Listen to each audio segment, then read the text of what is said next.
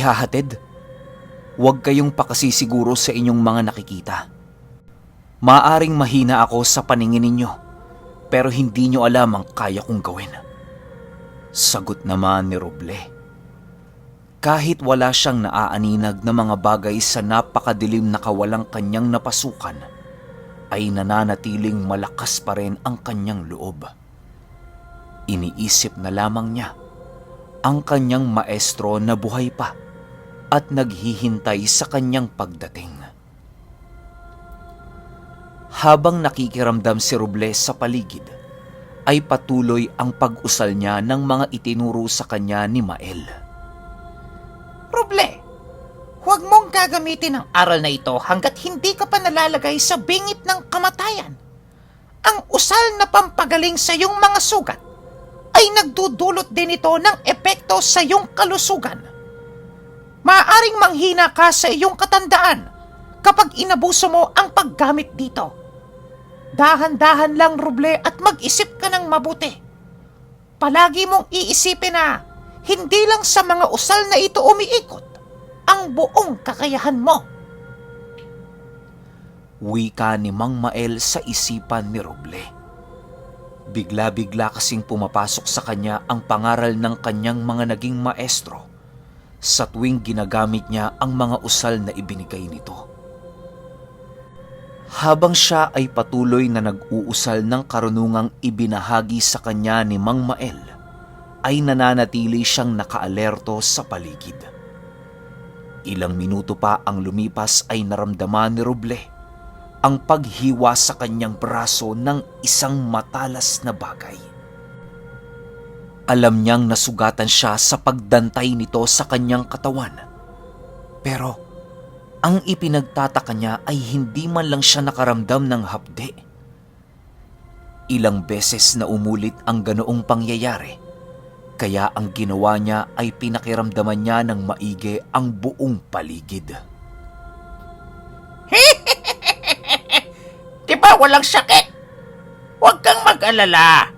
Papatayin ka namin sa makataong paraan.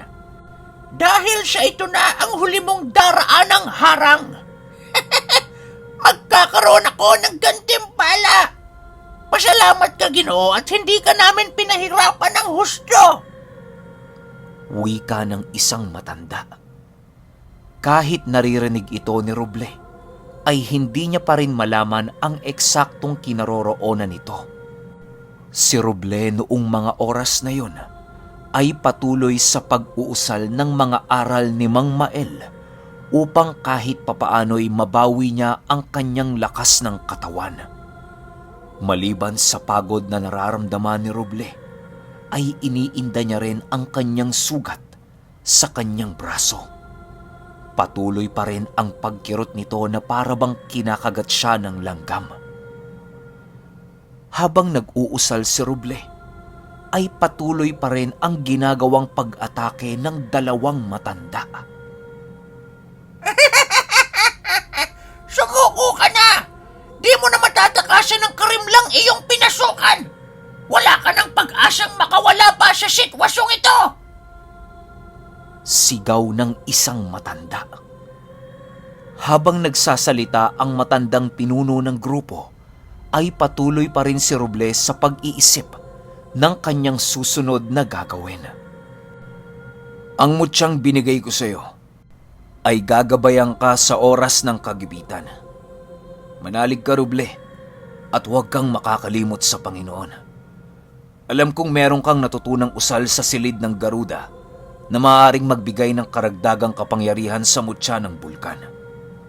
Isipin mo, Roble, dahil ang iyong sitwasyon ngayon ay pakikipagtagisan ng karunungan. Huwag mong hayaang madaig ka ng iyong mga kalaban sa pamamagitan ng ilusyong ito. Tandaan mo, Roble, malakas ang iyong mga naging maestro, kaya hindi ka magagapi ng mga hamak na nilalang na yan. Wika ni Ragot sa kanyang isipan.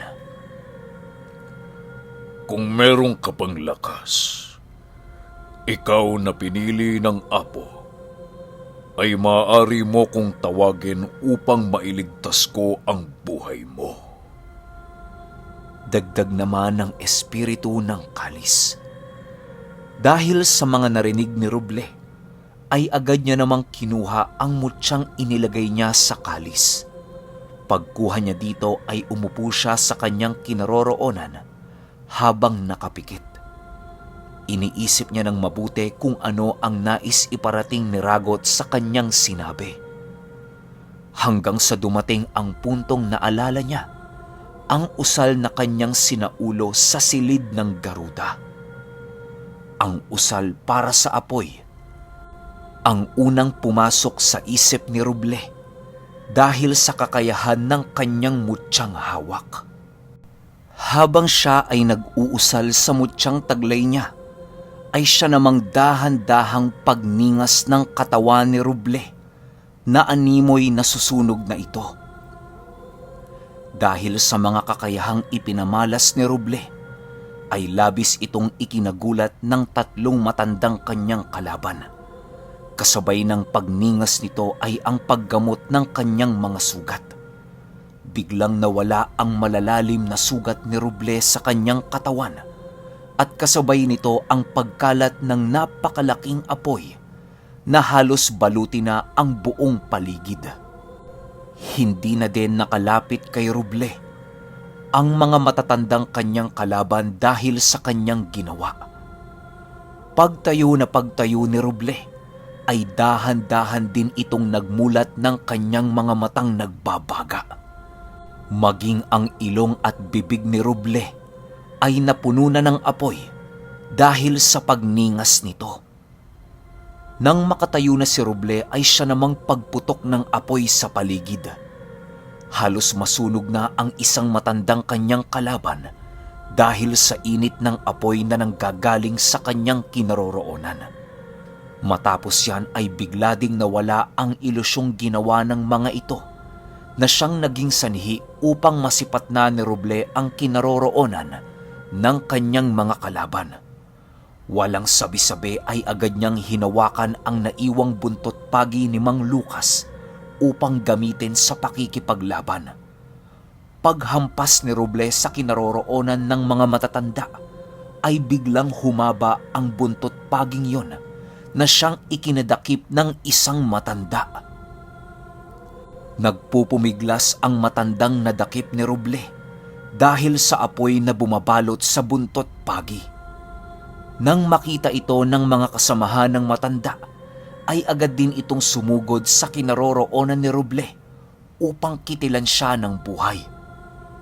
Pero paglapit ng mga ito, ay biglang nakaramdam sila ng pagkasunog ng kanilang mga balat.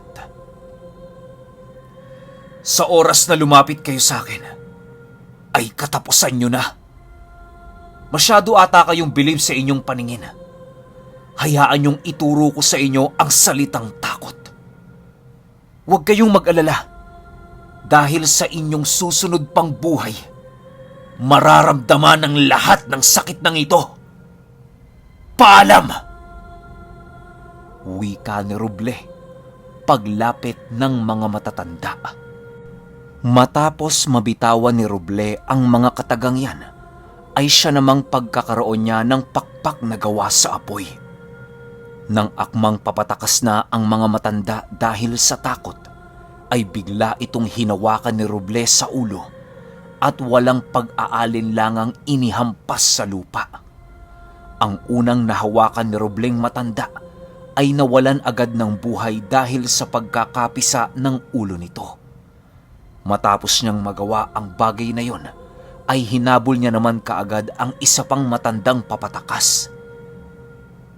Nang mahuli na niya ito, ay pinagsusuntok niya ito ng kanyang nagliliyab na kamay na halos mawala na ang buong pagmumuka nito. Hindi na nagawang makalaban pa ng matanda dahil sa pagpapaulan ni Roble ng suntok sa muka.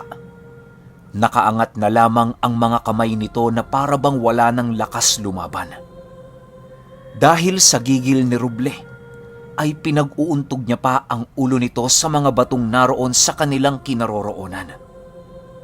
Nang tuluyan ng mahimasmasan si Roble, ay doon niya pa lamang binitawan ang matandang wala ng buhay.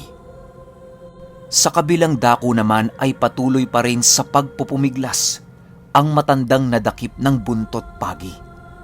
Dahan-dahan itong nilapitan ni Roble na animoy siya ang sundo ng kaluluwa ng matanda. Sa bawat paghakbang ni Roble sa lupa ay ramdam niya ang labis na takot ng matandang kanyang nadakip. Animoy hindi na nito iniinda ang pagkasunog ng kanyang balat. Paglapit na paglapit dito ni Roble, ay agad naman niya itong sinikmuraan at kinaladkad papalapit sa isang patay na puno. Doon niya isinabit ang matandang yun upang mamatay itong nakabigti. Habang nagpupumiglas ang matanda sa kanyang buhay, ay siya rin namang paghigpit ni Roble sa buntot pagi na ginawa niyang tali para sa matanda. Di ba mga demonyo kayo? Anong pakiramdam na pinapatay kayo ng mas demonyo sa inyo? Ha? Sigaw dito ni Roble.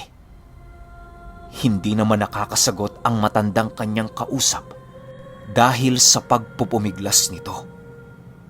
Hanggang ilang minuto lang ang lumipas ay tuluyan na ngang nawalan ng buhay ang matandang kanyang kaaway. Matapos yan ay ibinaba na ito ni Roble upang makuha ang kanyang buntot pagi. Kasabay ng pagkamatay ng matanda ay ang pagkawala rin ng apoy sa katawan ni Roble. Bago ito tuluyang magpatuloy sa kanyang paglalakad, ay umikot muna ang kanyang paningin sa paligid upang magmasid.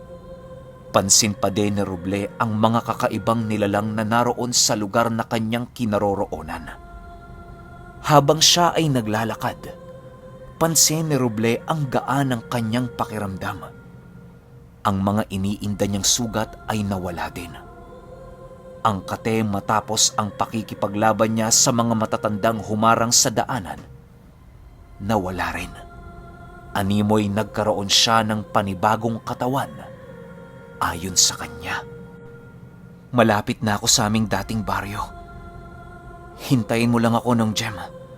Mang Lucas, ililigtas ko kayo. Wika ni Roble sa kanyang isipan. Habang siya ay naglalakad, ay ang pagiging alerto naman niya sa paligid. Palaging nakahanda si Roble ng mga oras na yon dahil alam niya sa kanyang sariling papalapit na siya sa pugad ng kanyang kaaway. Lumipas ang ilang oras at doon na nga unang beses na silayan ni Roble nang malapitan ang pugad ng mga maranhig. Ibang-iba na ang baryong kanyang kinagisnan dahil sa napakarami ng nagbago dito. Napapalibutan na ito ng mga punong namatay na siyang naging sanhi upang maikubli ang pugad ng mga maranhig sa lokasyon ito. Ang tanging nakakakilabot pa sa lugar na yon ay ang mga tagapagbantay nito na parabang hindi tao. Sa bukana ng pugad ng mga maranhig ay merong 4 na nilalang na kasing taas ng isang puno. Meron itong mga daladalang palakol habang paikot-ikot na naglalakad sa paligid. Malalaki din ang pangangatawan nito na namumula ang mga balat. Wala din yung mga buhok sa katawan na merong napakaraming sugat.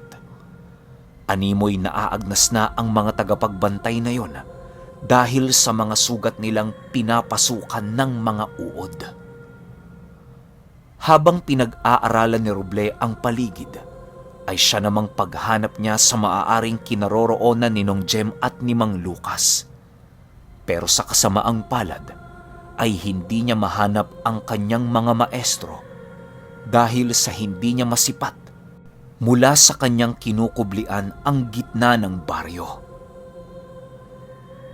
Habang nagmamasid si Roble, ay biglang merong lumapag na isang aswang na merong malalaking pakpak. Hindi niya mawari kung ano ang ginagawa ng aswang sa kinaroroonan ng mga tagapagbantay noong nasilayan niya ito. Higpitan niyo ang pagbabantay. Napaslang na sila Ruming at ang pangkat nila. Malakas ang ating kalaban kaya huwag kayong pakakampante. Wika ng aswang. Matapos nitong makapagbigay ng mensahe, ay agad din naman itong lumipad pabalik sa baryo. Ang mga tagapagbantay namang pinagsabihan nito ay mas lalong bumilis ang pag-iikot sa paligid. Si Roble naman ay patuloy lamang sa pagmamasid dahil nais niyang humanap ng tiyempo na makapasok sa baryo nang hindi namamatyagan. Pero kahit anong gawin ni Roble ay hindi siya makahanap ng pagkakataon na makapasok sa baryo nang hindi nakikipaglaban.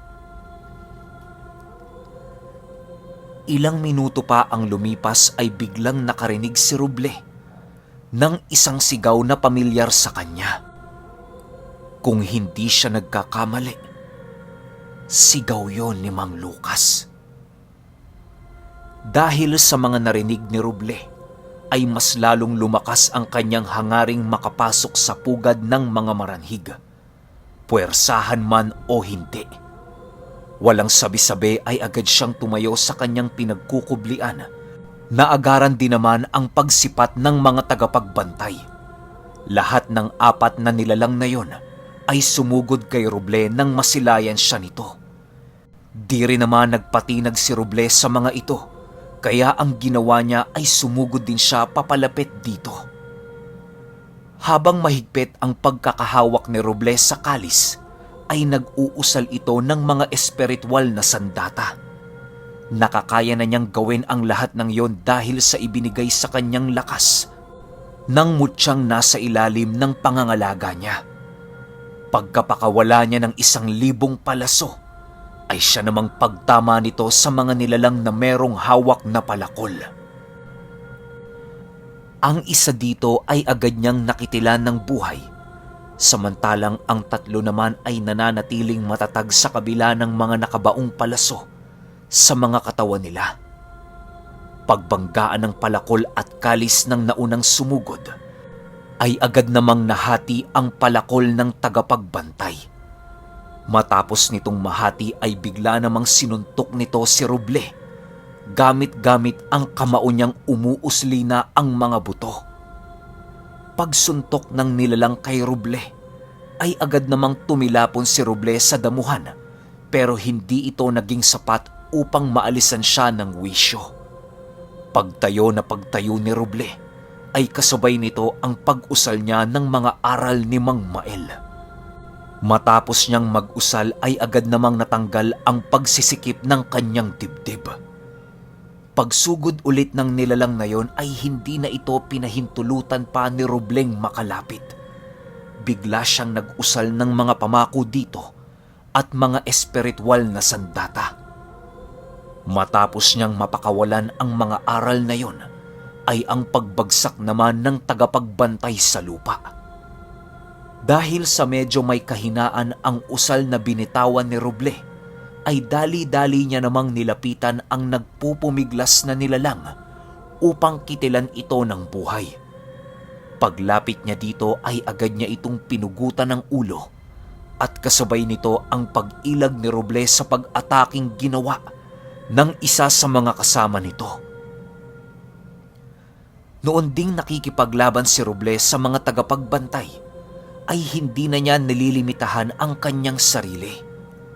Unti-unting ibinubuhos na ni Roble ang kanyang nalalaman dahil sa alam niya sa kanyang sarili na yun na ang huling labang kahaharapin niya sa pugad ng mga maranhig. Animoy ang nais nito ay isama sa hukay ang lahat ng mga nilalang na merong bahid ng kasamaan. Pag-ilag ni Roble sa mga tagapagbantay, ay agad din namang sumugod ang isa pa na tila ba hindi siya nito binibigyan ng pagkakataong makaporma sa labanan. Si Roble naman ay patuloy lamang sa pag-uusal ng mga dasal na alay para sa kalis. Nang maramdaman niyang buhay na ang kalis na hawak niya, ay pinahaba niya ito ng 2 pulgada. Lahat ng tinatamaan ng talim ng kalis ay napuputol. Dahil sa haba ng kalis na hawak niya, ay nagkaroon na siya ng pagkakataong manalo sa laban sa dalawang tagapagbantay. Sa muling pagsugod ng nilalang na merong hawak na palakol, ay matagumpay itong nasalag ni Roble. Halos kumalahati na ang baon ng kalis sa palakol dahil sa lakas ng pagkakasangga dito ni Roble. "Paraanin niyo na ako, mga demonyo!"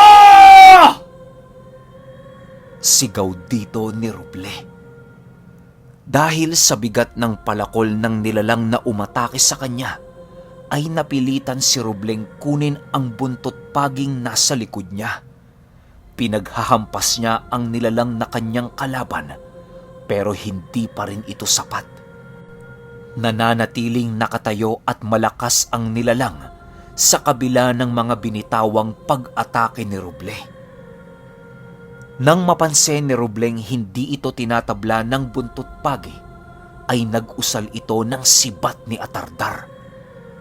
Kakaiba ang sibat na yon dahil sa rami ng usal na inalay dito ni Roble. Animoy ang sibat na ginawa ni Roble sa espiritual na kaanyuan ay halos lumitaw na sa aktwal na mundo dahil sa lakas ng usal niya dito. Hinaluan din yon ni Roble ng kidlat apoy na elemento upang mas lalo pang maging makapangyarihan ang sandatang ginawa niya. Pagkapakawala dito ni Roble, ay agad namang tumagos ito sa tagapagbantay na siyang naging sanhi ng kamatayan nito. Pagsugod pa ng isa, ay bigla din itong binalikan ng sibat na pinakawalan ni Roble. Nang tumagos ang sibat ay bigla na lamang humandusay ang tagapagbantay nang wala ng buhay. Dahil sa mga pangyayaring yon ay alam na ni Roble na mapapaligiran na siya ng mga maranhig. Matapos niyang mapaslang ang 4 na tagapagbantay, ay siya namang paglitawan ng mga maranhig sa paligid. Ayon kay Roble, na kaya hindi nalalagas ang bilang ng mga maranhig dahil sa kakayahan nitong pabangunin ang mga ordinaryong taong na maalam na upang gawing kaisa ng kanilang uri. Isipin niyo na lang, ang dami ng taong na maalam sa mundong ating kinagagalawan. Habang nakatayo si Roble sa katabi ng katawan ng tagapagbantay, ay siya namang paglabas ng mga dato ng maranhig. Okay, wala na masyado pang daldal. Sunod kagad natin yung 38. Kita-kits.